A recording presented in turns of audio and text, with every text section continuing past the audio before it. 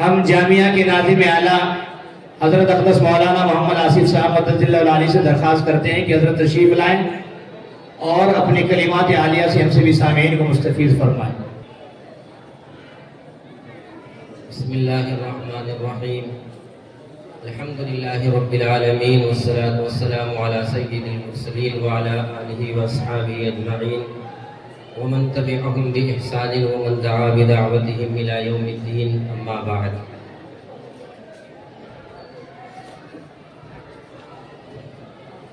عزیز طلباء، پروگرام آپ کی مناسبت سے منعقد ہوا ہے۔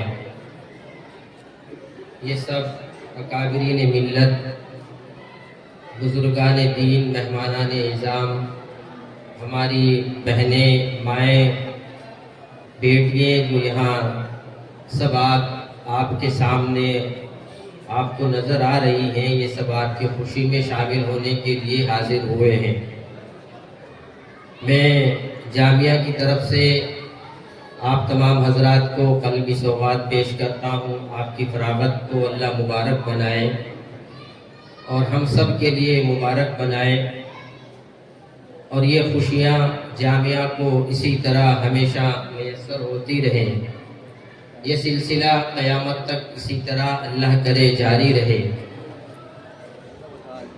اللہ کا شکر ادا کرتے ہیں، بار بار اس کا شکر ادا کرتے ہیں کہ اللہ نے ہمارا یہ تعلیمی سال بہت بہتر طریقے پر، عمدہ طریقے پر، بڑی حفاظت کے ساتھ اللہ نے مکمل کرایا، اور آج یہ سنہرا موقع، طلباء کی خوشی کا یہ ایک موقع، طلباء کی دستار بندی کا یہ موقع ہمیں نصیب ہوا۔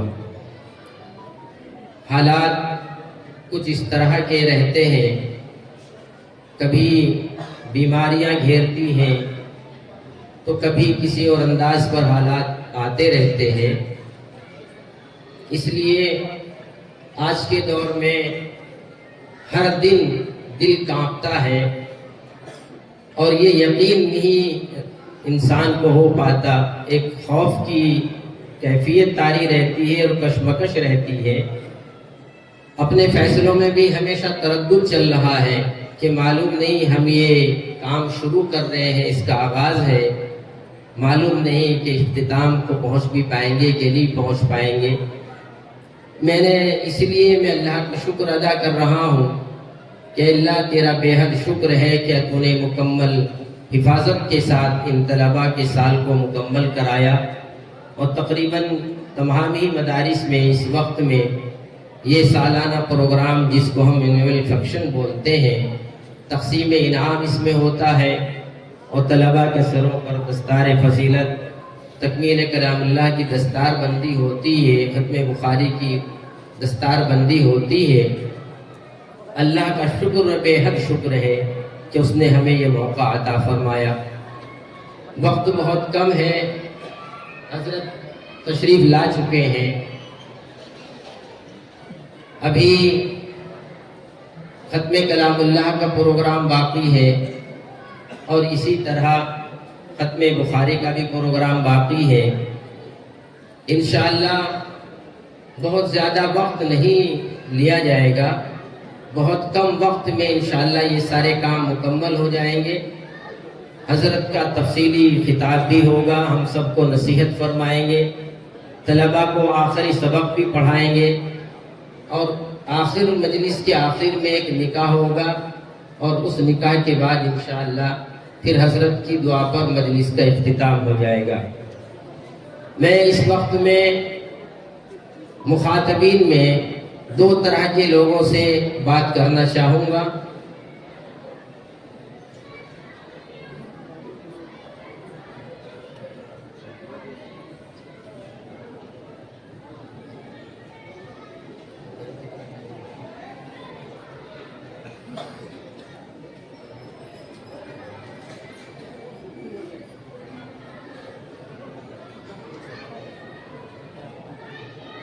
میرے حضرت ابھی تشریف لا رہے ہیں، انشاءاللہ کچھ تھوڑی دیر کے بعد چند ضروریات سے فارغ ہوں گے، تب تک میں انشاءاللہ اپنی دل کی باتیں آپ سے کہہ لیتا ہوں۔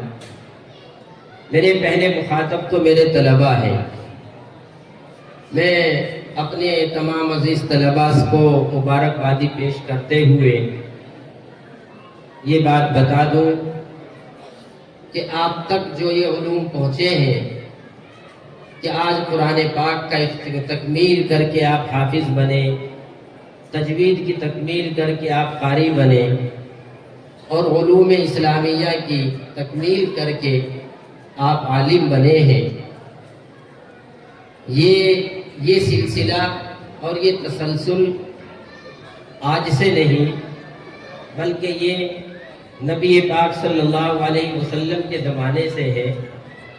یہ پروگرام کوئی پہلا پروگرام نہیں بلکہ اس کی کڑیاں رسول اللہ صلی اللہ علیہ وسلم سے ملی ہوئی ہیں۔ رسول اللہ صلی اللہ علیہ وسلم خود سب سے پہلے حافظ ہیں۔ آج جو طلباء حافظ ہوئے ہیں الحمدللہ کیا سہانا سلسلہ ہے کہ ان کے حفظ کی یہ سند اور ان کے حفظ کا یہ تسلسل اور یہ سلسلہ نبی پاک صلی اللہ علیہ وسلم سے جا کر ملتا ہے۔ اور میں اس سے بھی آگے بڑھ کر یہ کہہ سکتا ہوں کہ یہ سلسلہ رسول اللہ صلی اللہ علیہ وسلم تک ہی نہیں بلکہ رسول اللہ صلی اللہ علیہ وسلم سے آگے بڑھتا ہے تو حضرت جبرائیل تک پہنچتا ہے، اور پھر سب سے آخر میں خالق کون و مکان تک یہ سلسلہ پہنچتا ہے۔ اللہ خود حافظ ہیں، پھر حضرت جبرائیل کے واسطے سے رسول اللہ صلی اللہ علیہ وسلم پر قرآن نازل ہوا، اور پھر رسول اللہ صلی اللہ علیہ وسلم حافظ ہوئے، اور اس کے بعد یہ سلسلہ برابر آپ کی امت میں جاری ہے۔ بہت سہانا یہ ہمارا سلسلہ نسب کہیے روحانی حفاظ کرام کا کہ یہ وہاں تک پہنچتا ہے۔ اور میں یہ بات ایسے ہی نہیں کہہ رہا ہوں، میرے پاس وہ سند موجود ہے۔ میں یہ بات شاید اس مجمع میں بہت کم لوگوں کو معلوم ہو، بہت ہی کم لوگوں کو، اور شاید نہیں یقین کے ساتھ کہتا ہوں کہ 2-4 علماء کو تو آپ چھوڑ دیجئے، ورنہ تو شاید یہ بات بہت کم لوگوں کے علم میں ہے کہ حفظ کی بھی اسی طرح سند ہے جس طرح کے بخاری شریف کی سند رسول اللہ صلی اللہ علیہ وسلم سے ملتی ہے۔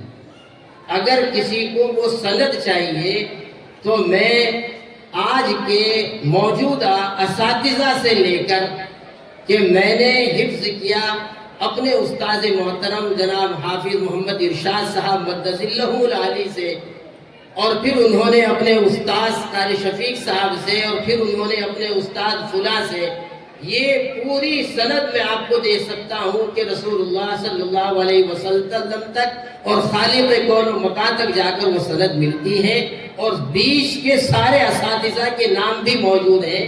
اور یہ سند مجھے ایک بہت اہم ادارے نے فراہم کی، وہاں سے مجھے وہ سند ملی، اور جب بھی آپ حفاظ کرام کو یہاں جتنے بھی حفاظ کرام بیٹھے ہیں اگر ان کو وہ سند چاہیے تو میں انشاءاللہ وہ سند ان تمام کو فراہم کرا سکتا ہوں۔ بہرحال یہ ایک مبارک سند ہے اور مبارک سلسلہ ہے جو اللہ تک پہنچا۔ رسول اللہ صلی اللہ علیہ وسلم کا دوسرا روحانی سلسلہ علمی سلسلہ جو ختم بخاری کی شکل میں آپ تک پہنچا، اس کی بھی سند ہمارے پاس موجود ہے۔ عزیز طلبہ، یہ علوم جن کو آپ بآسانی پڑھ کر کتابوں سے حاصل کر کے دستار بندی کرا لیتے ہو، اتنا وقت نہیں کہ آپ کو بتایا جائے۔ باقی آپ نے پورے سال اور پوری اپنی تعلیمی زندگی میں یہ پڑھا ہے کہ یہ علوم بڑی محنتوں کے بعد، بڑی مشقتوں کے بعد اور بڑی جانفشانیوں کے بعد میں یہ علوم محفوظ ہو کر ہم تک پہنچے ہیں۔ اب ہماری ذمہ داری ہے، سب سے پہلی بات میں اپنے طلباء سے یہ کہوں گا کہ میری اور آپ کی ذمہ داری ایک حافظ، ایک قاری، ایک عالم ہونے کی حیثیت سے یہ ہے کہ جس طرح بڑوں نے یہ امانت ہم تک پہنچائی، اسی طرح ہم یہ عہد کریں کہ انشاءاللہ اسی لائن میں رہ کر اسی سلسلے کو اپنے آنے والی نسلوں تک پہنچائیں گے۔ جس طرح ہمارے بڑوں نے اشاعت دین کے لیے خدمات پیش کی اور آپ کو پڑھایا، اسی طرح ہم بھی انشاءاللہ اپنی آئندہ کی زندگی میں اس سلسلے سے جڑ کر رہیں گے۔ اللہ قرآن پاک پڑھانے کی توفیق دے گا تو قرآن پاک پڑھائیں گے، تجوید پڑھانے کی توفیق دے گا تو تجوید پڑھائیں گے، امامت کرانے کی توفیق دے گا تو امامت کرائیں گے، اور اللہ دوسری کتابیں پڑھانے کی، عربی اور عالمیت کی کتابیں پڑھانے کی اللہ توفیق دے گا تو وہ پڑھائیں گے۔ ہم تدریسی لائن سے بھی خدمت کریں گے، ہم تقریری لائن سے بھی خدمت کریں گے، خطابت کے میدان سے بھی امت تک علوم پہنچائیں گے، اور تصنیفی اعتبار سے بھی انشاءاللہ ہم یہ علوم امت تک پہنچائیں گے۔ آپ سب اس بات کا عہد کریں اور اپنی نیتیں جیسا آپ کو بتایا گیا ویسے آج پھر دھل لیں اپنی نیتوں کو، کہ انشاءاللہ ہم فارغ ہونے کے بعد دنیا کی رنگ رنگیلیوں میں نہیں کھوئیں گے، دنیا کی محبت کو اپنے اوپر غالب نہیں کریں گے۔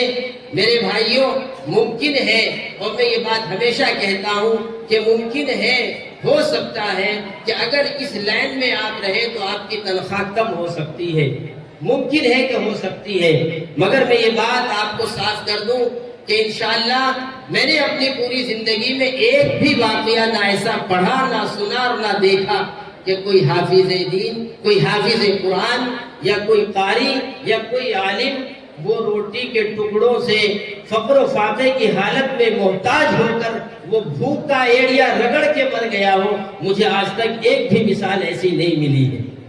بس اتنا فرق ہو سکتا ہے کہ ایک ڈاکٹر کی زندگی میں اور آپ کی شاید اتنا فرق ہو سکتا ہے کہ اس کے بینک بیلنس میں 2 لاکھ ہو اور آپ کے بینک بیلنس میں 2000 ہو، اس سے زیادہ کچھ بھی فرق نہیں ہے۔ مگر جو انعامات اللہ نے آپ کے لیے رکھے اور جو عزتیں اللہ نے آپ کے لیے رکھی ہیں وہ انشاءاللہ اس دولت سے بہت زیادہ بہتر ہے کہ جو اللہ آپ کو عطا فرمائیں گے۔ اور جو دولت دنیا والے لینے کے لیے گھومتے ہیں، ایڑیا رگڑتے ہیں، سارا دن دھوپ میں دھکے کھاتے ہیں، اس دولت سے آپ کی یہ دولت انشاءاللہ بہت بہتر ہوگی۔ اس لیے آپ عہد کریں کہ انشاءاللہ ہم اپنی اس لائن کو نہیں چھوڑیں گے۔ دوسری بات،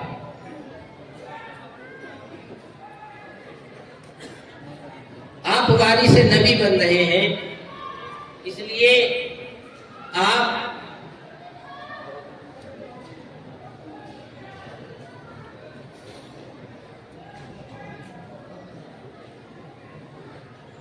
جس طرح یہ عہد کریں کہ انشاءاللہ ہم علوم اسلامیہ کو آگے بڑھائیں گے اپنی عملی کوشش سے، اسی طرح آپ یہ بھی عہد کریں کہ جس طرح ہم نے اب تک مدرسے کی زندگی میں رہ کر تربیت پائی ہے، ہمیں ہر طرح سے مہذب بنانے کی ہم نے آپ کو کوشش کی، آپ کے اساتذہ نے کوشش کی کہ آپ اچھے انسان اور اچھے مسلمان بن کر دنیا کے سامنے جائیں۔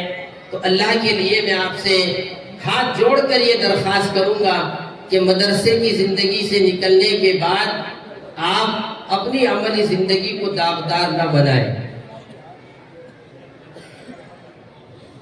آپ کی نمازیں فوت نہ ہو، آپ کے اخلاق نہ بگڑے، آپ کی زندگیوں کو دیکھ کر لوگ اسلام سے قریب آئیں، آپ کو دیکھ کر لوگ یوں نہ کہیں کہ ہمارے وہی بچے بہتر ہیں کہ جو مدارس میں نہیں گئے۔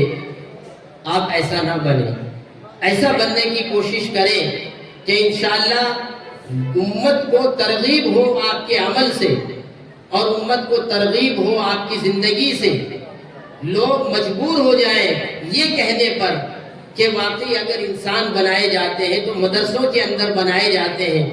اس لیے آپ اچھی اور سچی تصویر اسلام کی دنیا کے سامنے پیش کریں۔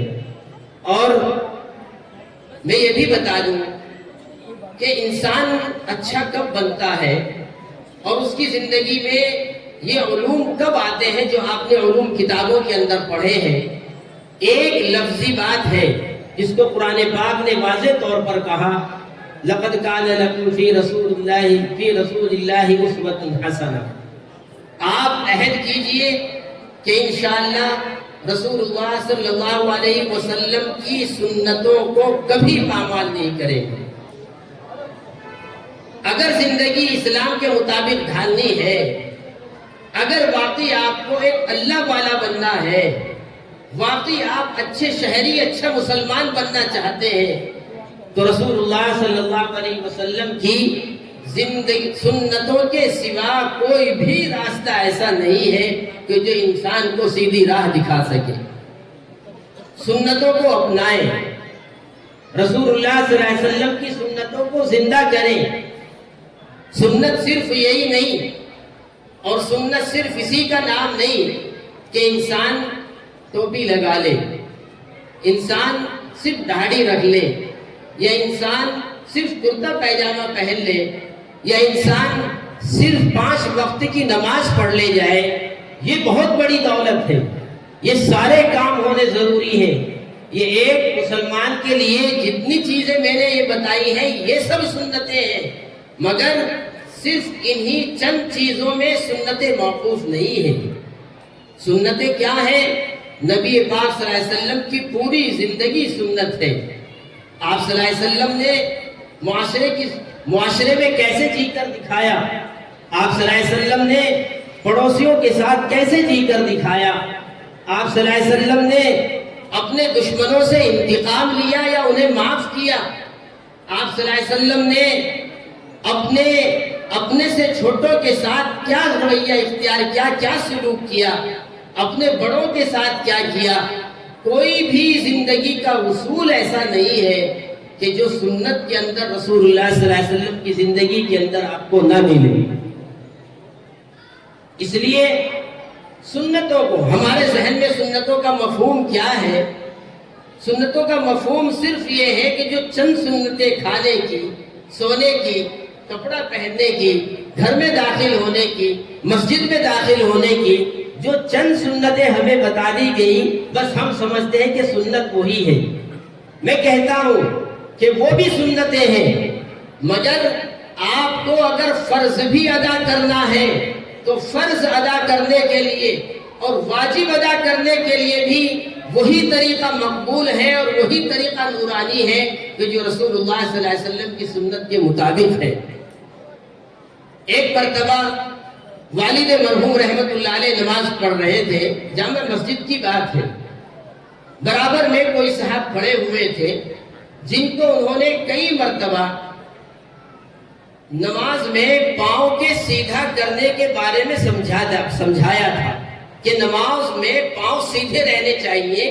نبی کا طریقہ یہ ہے کہ پاؤں قبلے کی طرف انگلیاں رہیں اور پاؤں کے درمیان میں فاصلہ کم رہے، مگر وہ صاحب تھے کہ ان کی فطرت بن گئی تھی، کیونکہ منمانی بھی انسان، نماز بھی آج منمانے طریقے پر انسان ادا کرتا ہے۔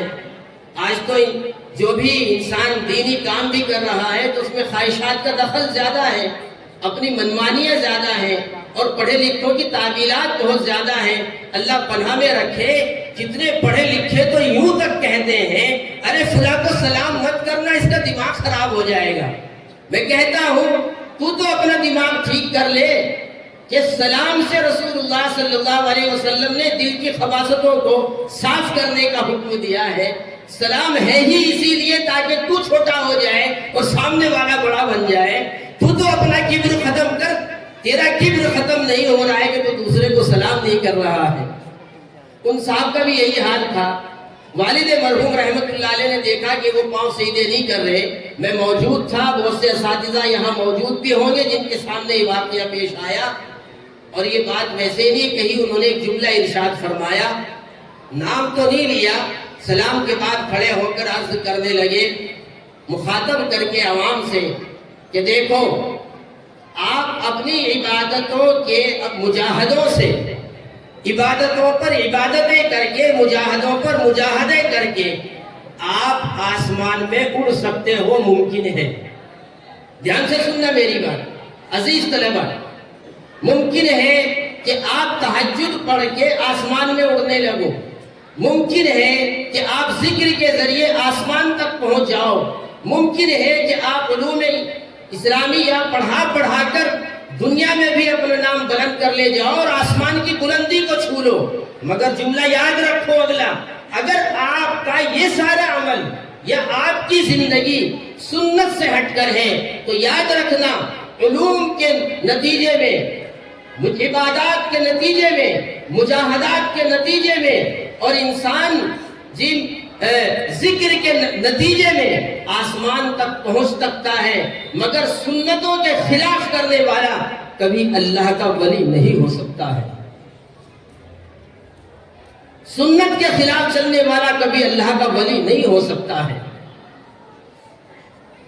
یہ مجاہدے تو غیر بھی بہت کر لیتے ہیں، تپسیاؤں سے لوگ آسمانوں پر پہنچ جاتے ہیں، تو کیا آپ اللہ کا نام لے کر آسمان تک نہیں پہنچ سکتے؟ آسمان کی بلندی کو چھونا مقام نہیں۔ قُلْ إِن كُنتُمْ تُحِبُّونَ اللَّهَ فَاتَّبِعُونِي يُحْبِبْكُمُ اللَّهُ۔ اللہ صرف اپنی محبت دلوانا چاہتے ہیں۔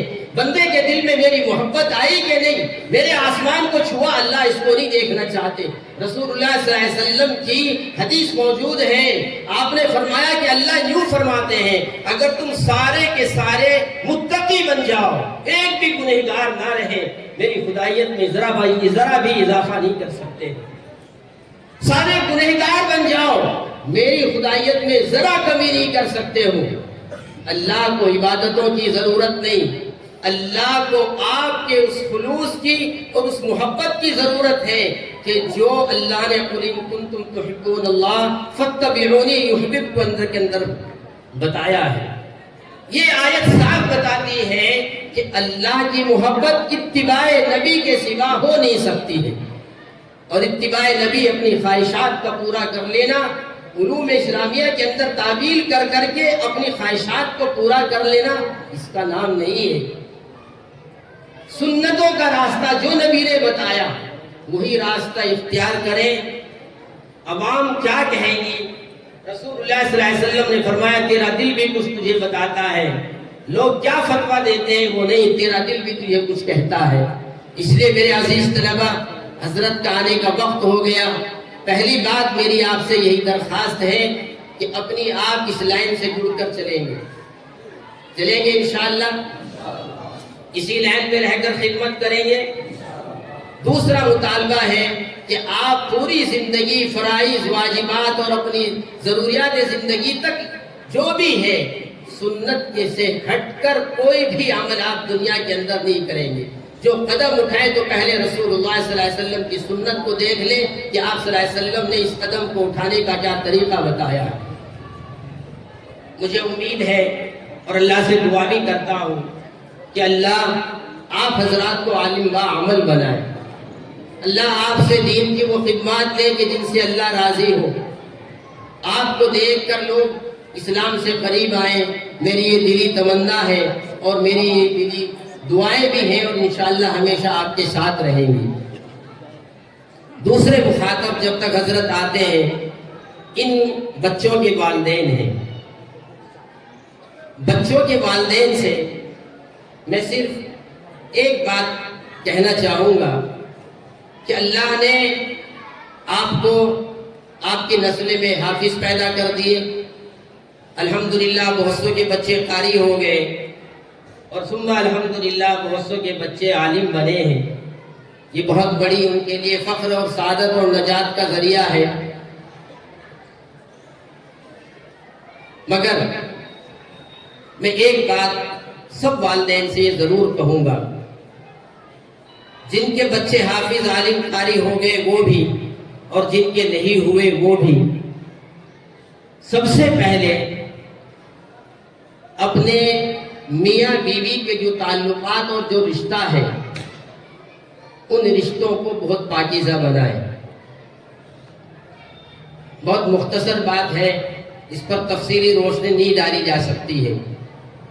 والدین کے رشتے اگر پاکیزہ رہتے ہیں اور والدین کی زندگی اگر واقعی اللہ والی زندگی ہوتی ہے تو پھر ان کے بچے بھی کوئی امام بخاری بنتا ہے، کوئی امام غزالی بنتا ہے، کوئی حضرت مفتی مظفر حسین صاحب رحمۃ اللہ علیہ کی شکل میں آتا ہے۔ اگر والدین کی زندگی خود اچھی نہ ہو تو پھر ان کے لیے یہ امید رکھنا کہ ہمارے نطفوں سے اور ہمارے پیٹ سے پیدا ہونے والی اولاد یہ بہت بڑی اللہ والی ہو جائے گی۔ اللہ کے یہاں تو کوئی بعید نہیں ہے، لیکن ماحول کو دیکھتے ہوئے ایسا ہونا ایک ناممکن تو نہیں، بہت مشکل ضرور ہے۔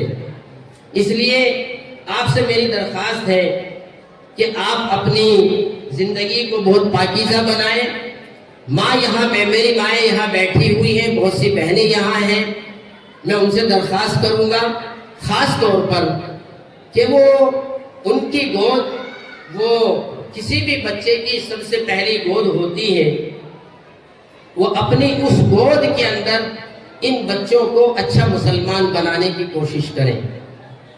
پہلے زمانے کی عورتوں میں اور آج کی عورتوں میں بہت بڑا فرق ہو چکا ہے، لیکن میں آپ کو مختصر یہ بات کہہ دوں کہ جتنے بھی اللہ والے دنیا کے اندر گزرے ہیں یا جتنے بھی اونچے مقام والے لوگ اس دنیا کے اندر گزرے ہیں، تو ان سب کی شخصیت کو بنانے کے پیچھے ان کے ماں باپ کا ہاتھ رہا ہے۔ آج امام بخاری رحمت اللہ علیہ کی آپ بخاری پڑھ رہے ہیں، امام بخاری رحمت اللہ علیہ ان کے پیچھے کس کی شخصیت تھی؟ ان کی والدہ کی شخصیت۔ ان کو بنانے میں کس کا کردار تھا؟ ان کی والدہ کا کردار تھا۔ کس کی دعاؤں کا اثر تھا کہ امام بخاری بنے؟ ان کی والدہ کی دعا کا اثر تھا۔ وہ تو نابینا تھے، دیکھ بھی نہیں سکتے تھے، مگر ان کی والدہ نے دعا کی تو اللہ نے ان کی بینائی واپس فرما دی۔ پھر ان کی والدہ نے دعا کی تو امام بخاری کا مقام انہوں نے حاصل کیا۔ اس لیے میں آپ سے خاص طور پر اپنی ماں بہنوں سے درخواست کروں گا کہ وہ بچپنے سے اس بات کی کوشش کریں کہ بچہ ان کی گود میں دیندار بچہ بنے۔ اللہ کی عظمت دل میں بٹھائیے، دین کی عظمت دل میں بٹھائیے، رسول اللہ صلی اللہ علیہ وسلم کی سنتوں کی عظمت بچپن سے دل میں بٹھائیے۔ جو بات بچپنے میں دل کے اندر بٹھا دی جاتی ہے، جو بات بچپنے کے اندر سکھا دی جاتی ہے، خدا کی قسم بڑے ہونے تک اس بات کا خورش دینا دل سے بہت مشکل ہوتا ہے۔ اس لیے آپ یہ محنت کریں کہ بچپنے سے آپ کی گود میں پلنے والا بچہ ایک اچھا بچہ بنے، اچھی تعلیم والا بنے، اللہ والا بنے، اللہ پر اعتماد کرنے والا بنے، نمازوں کا پابند بنے، رسول اللہ صلی اللہ علیہ وسلم کو پہچاننے والا بنے۔ ایسی آپ تربیت کریں۔ بختیار کاکی رحمت اللہ علیہ کتنے بڑے اللہ والے گزرے ہیں۔ ان کی والدہ کا کتنا پرانا مشہور واقعہ ہے کہ انہوں نے بچپنے میں بختیار کاکی رحمت اللہ علیہ کو اللہ پر توکل کی بات سکھائی۔ بچے نے اماں سے کچھ مانگا، اماں دے دیجئے، اماں فلاں چیز دے دیجئے، اماں فلاں چیز دے دیجئے، تو اماں ایک ہی بات کہتی کہ بیٹا اللہ سے دعا کرو، اللہ تمہیں دے دے گا، اللہ سے مانگو، اللہ تمہیں دے دے گا۔ بختیار کاکی رحمت اللہ علیہ ایک کونے میں جاتے، اللہ فلاں چیز دے دیجئے، اور والدہ چپکے سے گھر میں جا کر وہ چیز رکھ دیتی۔ بچہ آتا کہ اماں، بختیار کاکی رحمت اللہ علیہ آتے کہ اماں میں نے دعا کی ہے، مجھے وہ چیز ملے گی کہ نہیں ملے گی؟ اماں کہتی بیٹا اندر جا کے دیکھ، کمرے میں رکھی ہوگی، ضرور تیرے اللہ نے دے دی ہوگی۔ بچہ جاتا، مل جاتی، یہ مانگتا اور اماں گھر میں چپکے سے رکھ دیتی۔ مقصد کیا تھا ماں کا؟ مقصد تھا کہ اس بچے کے دل و دماغ پر یہ بات مرتسم ہو جائے، نقش ہو جائے، بیٹھ جائے کہ اللہ سے مانگنا چاہیے اور اللہ ہی دیتے ہیں۔ ایک دن ایسا ہوا کہ ان کی والدہ کسی کام سے کہیں نکل گئی، بچہ گھر میں تھا، والدہ کو وقت پر آنے میں تاخیر ہو گئی۔ اب دوپہر کا وقت آیا، بچہ تو صبح کا ناشتہ بھی اللہ سے مانگتا تھا اور اماں ناشتہ بنا کر رکھ دیتی تھی، دوپہر کا کھانا بھی بختیار کاکی رحمت اللہ علیہ اللہ سے مانگتے تھے اور اماں پکا کے رکھ دیتی تھی۔ مگر آج تو اماں کام سے گئی ہوئی ہیں، گھر پر نہیں ہے۔ اماں کو خیال آیا کہ آج میرے بچے کا کیا ہوگا، میری زندگی کی محنت بیکار ہو جائے گی۔ میں نے اللہ سے مانگنا اور اللہ پر توکل اسے سکھایا تھا، مگر گھر میں تو کھانا میں رکھتی تھی، آج وہ مانگے گا، گھر میں کھانا نہیں ملے گا تو میری ساری محنت ضائع ہو جائے گی اور میرے بچے کا اللہ سے اعتماد آج ختم ہو جائے گا۔ اللہ سے دعا کی ماں نے کہ اللہ میرے بچے کی جو میں نے تربیت کی، میں نے اس کو دل کو جو بنایا، تجھ سے جو جوڑنے کی کوشش کی، اللہ میری اس محنت کی لاج رکھ لے۔ بختیار کاکی رحمت اللہ علیہ نے تو اسی طرح دعا مانگی، اور دعا مانگنے کے بعد گھر میں گئے۔ خدا کی قسم تاریخ میں لکھا ہے، ہم تو اس وقت موجود نہیں تھے، کہ آج واقعی اللہ نے فرشتوں کے ذریعے، کل تو ان کی ماں کھانا رکھتی تھی، آج اللہ نے کھانا گھر کے اندر رکھوایا اور گھر کے اندر ان کو کھانا میسر ہوا۔ یہ ہے ایک والدین کی تربیت کا اثر، ماں باپ کی تربیت کا اثر۔ حضرت تشریف لا چکے ہیں۔ میرے بھائیوں، میں اپنی بات کو ختم کر رہا ہوں۔ انشاءاللہ حضرت اپنا ایک تفصیلی بیان فرمائیں گے۔ آخری بات میں اپنی عرض کر کے بات کو ختم کر رہا ہوں۔ 4:30 بجے اذان ہوگی اور ابھی انشاءاللہ ہمارے پاس 1 گھنٹہ باقی ہے۔ حضرت کے حکم کے مطابق آدھا پونا گھنٹہ حضرت کو درکار ہوگا اپنے سبق کے لیے، جیسا حضرت نے فرمایا۔ بس آخری بات میں آپ کو کہہ کر رخصت ہو رہا ہوں۔ دیکھیے،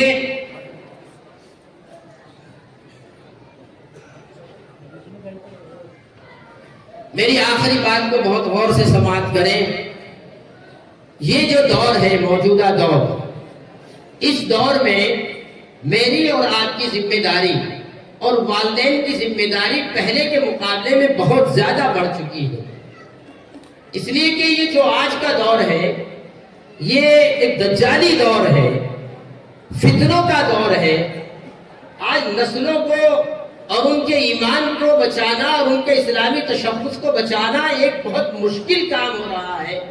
اس لیے آج تک جو غفلت تھی وہ غفلت تھی، اس غفلت کو آپ توڑیں، سستی کو آپ ختم کریں، اور ان فتنوں کے مقابل، فتنوں والے دور کے اندر اپنی کوششوں کو بڑھائیں، اس بات کے لیے کہ آپ کی کوشش اب زیادہ سے زیادہ اس بات کی طرف ہو کہ یہ ہماری نسلیں اپنے ایمان کو آنے والے زمانے میں اپنے ایمان کو کیسے سلامت رکھیں گے۔ وقت نہیں ہے، حضرت آپ کو ضرور انشاءاللہ بتائیں گے کہ آج ارتداد بہت تیزی کے ساتھ پھیل رہا ہے، لوگ بڑے تیزی کے ساتھ مرتد ہو رہے ہیں۔ ابھی دہرادون سے اس مہینے میں کئی مرتبہ 10 15 لوگ دفتر میں آ چکے ہیں۔ شکیل ابن حنیف کا کوئی فتنہ ہے، مجھے تو مکمل اس کی ابھی تک تحقیق بھی نہیں ہو چکی ہے، اس نے کتنے لوگوں کو خراب کر دیا، اور 72 فرقے تو بتائے گئے تھے، میں کہتا ہوں مگر اب تو سینکڑوں سے بھی اوپر جا چکے ہیں۔ دجال کا فتنہ خود ایک بہت بڑا فتنہ ہوگا۔ رسول اللہ صلی اللہ علیہ وسلم کی حدیث ہے، مسلم کی روایت ہے، رسول اللہ صلی اللہ علیہ وسلم نے فرمایا، لوگوں ایمان میں، نیک اعمال میں سبقت کرتے رہو، ٹال مٹول نہ کرو، بڑھتے رہو۔ ایک دور وہ آئے گا کہ بارش کی طرح فتنے اتریں گے، جس طرح بارش برستی ہے اس طرح بارش کی طرح فتنے اتریں گے، بالکل جس طرح اندھیری رات میں اندھیرا ہوتا ہے، اس طرح فتنوں کا دور آئے گا۔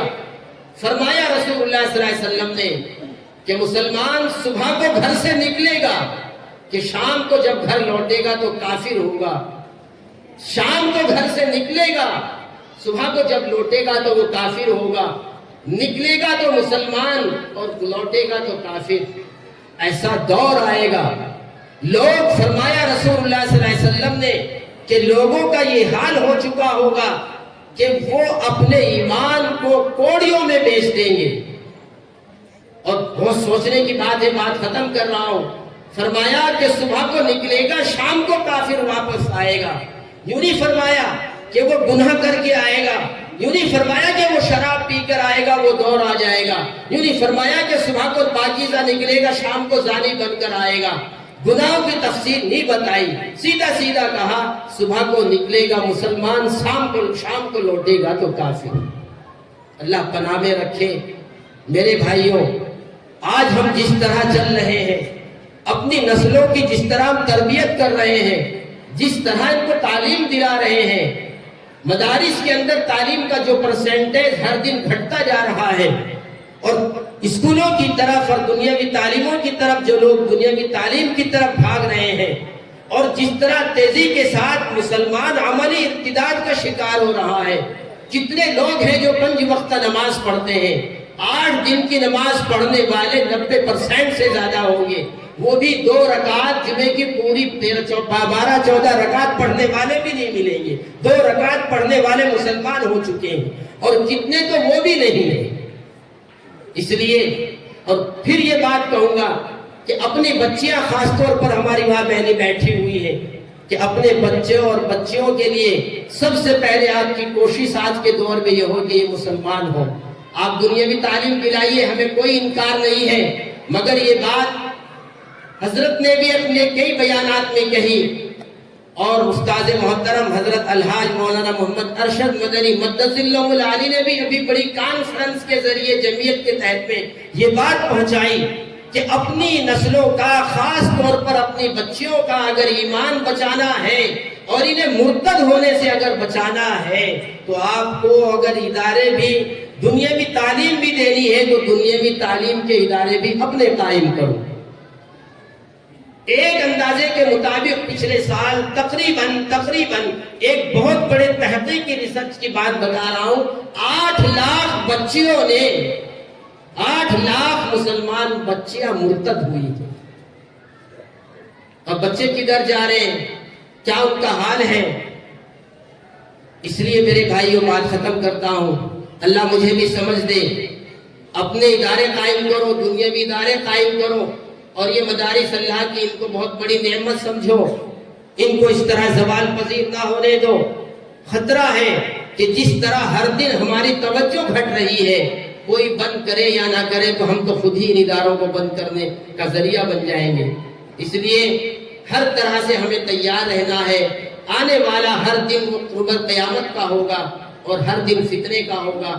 آگے کوئی یہ سوچے کہ بہت اچھے زمانے، حضرت عیسیٰ علیہ السلام کا زمانہ چند سالوں کا زمانہ ٹھیک ہے، مگر اس سے پہلے جو پیش گوئیاں دجالی فتنوں کی گئی، کتنے لوگ ہوں گے جو اپنے ایمان سے ہاتھ دھو بیٹھیں گے۔ اللہ میری بھی حفاظت فرمائے، ہم سب کو صحیح سمجھ کی توفیق دے، ہم اپنے بچوں اور بچیوں کی دنیاوی تعلیم کا بھی اس طرح نظم کرنے والے بن جائیں کہ ان کا دین محفوظ رہے، اور ان دینی اداروں کی بھی اللہ حفاظت فرمائے۔